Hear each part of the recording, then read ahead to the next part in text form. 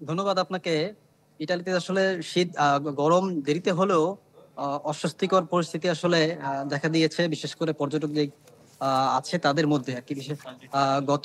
গত মঙ্গলবার বুধবার ৩৮ ডিগ্রি সেলসিয়াস রেকর্ড করা হয়েছে এবং এই সপ্তাহের শেষ দিক দিয়ে কিন্তু ৪০ ডিগ্রি সেলসিয়াস তাপমাত্রা পূর্বাভাস দিয়েছে অধিদপ্তর।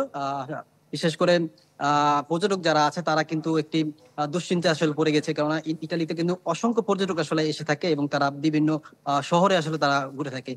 সেক্ষেত্রে কিন্তু ইতালিতে প্রায় ১১টি যেই প্রবেশ আছে শহর আছে সেই শহরগুলোতে কিন্তু আ আ জরুরি অবস্থা জারি করা হয়েছে। যাতে কোন ধরনের যাতে কোন পর্যটক যাতে আ আ অসুস্থ হয়ে গেলে তাদের দ্রুত আসলে তাদেরকে হাসপাতালে নেওয়ার জন্য প্রস্তুত রয়েছে স্বাস্থ্য মন্ত্রণালয় থেকে। গত বছর যদি আমি বলে রাখি, গত বছর আগস্ট মাসেও কিন্তু ইতালিতে সর্বোচ্চ তাপমাত্রা বলতে গেলে পুরো ইউরোপেই আসলে সর্বোচ্চ তাপমাত্রা আসলে রেকর্ড করা হয়েছে ইটালির সিসিলি দ্বীপে। সেখানে ৪৮ ডিগ্রি ৮ দশমিক সেলসিয়াস তাপমাত্রা রেকর্ড করা হয়েছে এবং একাধিক নাগরিক কিন্তু মৃত্যুবরণ করেছিল।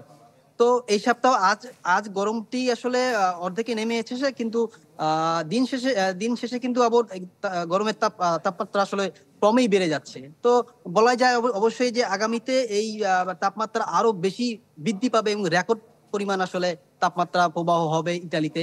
এমনই ধারণা করছে এখানকার আ বা বিশেষজ্ঞরা। সজীব, অসংখ্য ধন্যবাদ আপনাকে। নিশ্চয়ই খুবই প্রতিকূল অবস্থা। আপনি নিজেও সাবধানে থাকবেন। নিশ্চয়ই পরবর্তীতে আপনার মাধ্যমে আমরা আবারও ইতালির খবরাখবর জেনে নিব। ধন্যবাদ আপনাকে।